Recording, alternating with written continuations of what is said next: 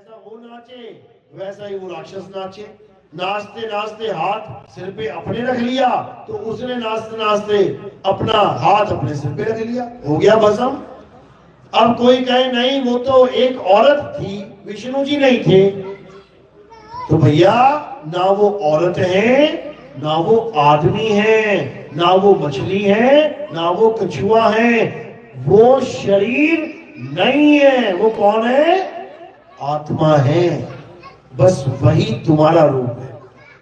तुम भी कोई शरीर नहीं हो। तुम सोचो मैं आज आदमी बने बैठा हूं, मैं आदमी हूं।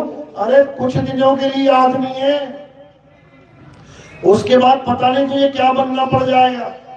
कौन सी गली में, किस कुतिया के गर्भ में, किस बिल्ली के गर्भ में, कौन से घर में, किस चूहे के गर्भ में, चुहिया के गर्भ में आना पड़ेगा। देखो बच्चे घर में छोटे छोटे दिखाई दे जाते हैं, फिर तुम्हारा ये आदमी होने का भ्रम भी टूट जाएगा। ये कुछ समय के लिए, कुछ सालों के लिए तुम्हें इंसान जन्म मिला है, और वो भी कुछ करने के लिए मिला है। क्या करने के लिए मिला है? अपने आत्म स्वरूप को जानने के लिए मिला है। हे अर्जुन, ये जितना भी संसार तुम्हें दिखाई दे रहा है, ये जितने भी लोग तुम्हें दिखाई दे रहे हैं, ये वैसे नहीं है जैसे ये दिखाई दे रहे हैं। तुम केवल इनके शरीरों को देख पा रहे हो। इनके शरीर तो मरेंगे, लेकिन ये सब अमर हैं। आप सब अमर हो, आप कभी मर नहीं सकते। केवल अज्ञानता में शरीर छोड़ रहे हो, इसलिए वापस दोबारा जन्म हो जाता है। बस इतना सा खेल है। पहली बात ये समझ लो कि आप अमर हो, आपको कोई मार नहीं सकता माई का लाल, क्योंकि आप आत्मा हो। गाते भी हो, ईश्वर अंश जीव अविनाशी। तो तुम जीव अविनाशी तो हो, जिसका कभी विनाश नहीं हो सकता। लेकिन दुख की बात यह है कि ये अविनाशी जीव अपने आप को जान ही नहीं पा रहा कि मैं कौन हूं और किसके पीछे पड़ा है। पत्थरों को भगवान मान के बैठ गया है, पत्थरों की पूजा में लग गया है। जो पत्थर डोले ना बोले, जो पत्थर खाए ना पिए, उसको भगवान मान बैठा है, जबकि वो खुद अविनाशी है। इतना बुरा हाल हो चुका है, इतनी अज्ञानता फैल चुकी है। पत्थर को भगवान मान लिया और खुद पुजारी बन बैठा, पूजा करने वाला बन बैठा। और भगवान किसको मान लिया? पत्थर को। अब दोनों में भिन्नता देखो क्या है। पुजारी रोज नहा सकता है, लेकिन जिसको भगवान मान के बैठा है, वो भगवान रोज छोड़ो एक बार भी अपने आप से नहीं नहा सकता। रख देना बाल्टी भगवान के आगे। जिस भगवान की तुम पूजा करते हो उसके आगे बाल्टी रख देना, कहना भगवान जी 1 घंटे बाद आऊंगा, नहा धो के तैयार रहना। 1 घंटा छोड़ो, 1 दिन बाद भी जाओगे ना, बाल्टी वहीं पड़ी होगी। तो पुजारी तो नहा रहा है, और जिसको भगवान मान रहा है वो नहा भी नहीं पा रहा है। अब भोग लगवा देते हैं, थाली रख देना भगवान के आगे। भगवान जी ये 4 लड्डू पड़े, खत्म कर देना, 1 घंटे बाद आ रहा हूं मैं। जब 1 घंटे बाद आओगे तो क्या दिखेगा कि 4 के 4 लड्डू वहां पड़े हैं।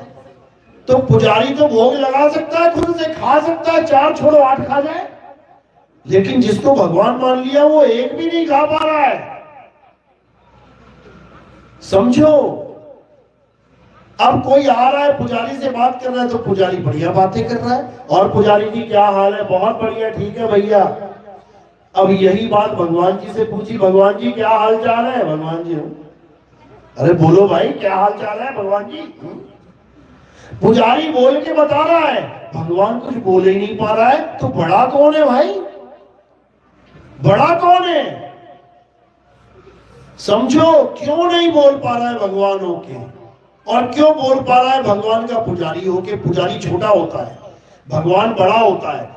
जो काम पुजारी कर सकता है, एक भी काम भगवान नहीं कर पाया। पुजारी को किसी ने धक्का दिया, पुजारी एकदम उठ के खड़ा हो गया। किसी ने गलती से भगवान को धक्का दिया, मूर्ति टेढ़ी हो गई। कितनी देर में खड़ी हो जाएगी? 1 सेकंड में, 1 घंटे में, 1 दिन में, 1 हफ्ते में, 1 साल में, 1 युग में। सारे युग बीत जाएंगे तब भी नहीं खड़ी हो पाएगी। कारण क्या है? कारण क्या है? कारण है आत्मा।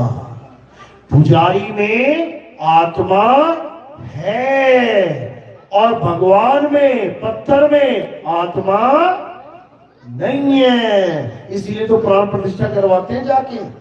प्राण फूक रहे हैं, अच्छा प्राण फूक दिया इसका मतलब कुछ बढ़िया चीज चली गई होगी अंदर।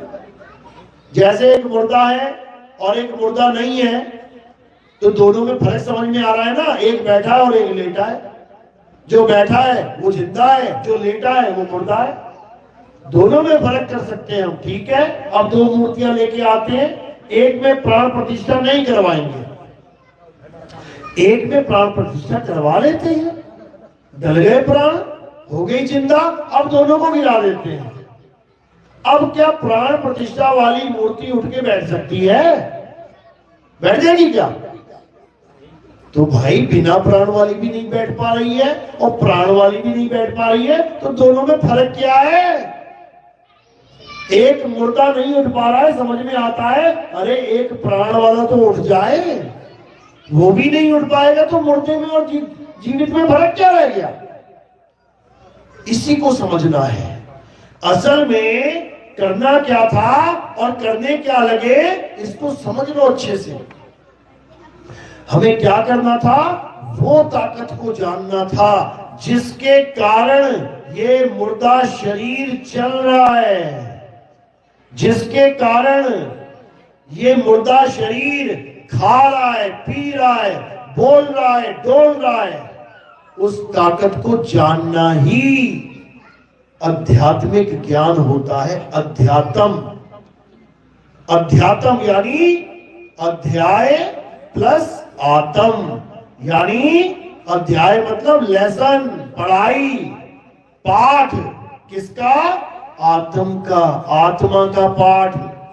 हमें आत्मा का पाठ पढ़ना था, लेकिन हम गलती से पत्थरों का पाठ पढ़ने लग गए। समझ लो, गीता खोलो। गीता में अर्जुन को कितना सुंदर संदेश दिया। कृष्ण जी ने क्या बोला? हे अर्जुन, अगर इस दुनिया में कोई पूजनीय है